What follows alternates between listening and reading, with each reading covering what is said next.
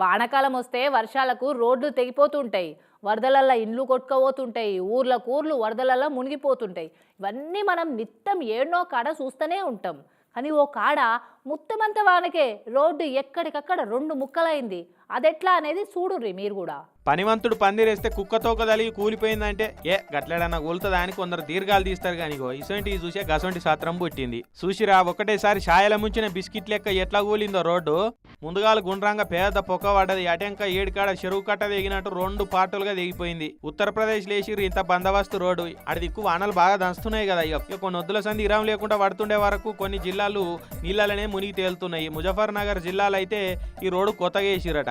ఇక అట్లకెళ్ళి పోతున్న ఒక ఆయనకు అది పటపటమని సౌండ్ వస్తుంటే బండి దూరంగా ఆపి ఏంద్రో రోడ్ అంతా గిట్ల సప్పుడు వస్తుందని అనుమానపడి వీడియో తీసుకుంటే పక్కకే ఉన్నాడట. కథం అంతల్నే రోడ్డు రొట్టిరిగినట్టు ఇరిగిపోయింది. చూడురి కిందకెళ్ళి వరద ఎట్లా వెళ్ళిపోతుందో. ఇక ఆ టైంలో ఎక్కడోళ్ళు అక్కడ ఆగిరు కాబట్టి ఏం కాలే కానీ లేకుంటే ఎంత డేంజర్ అవుతుండే.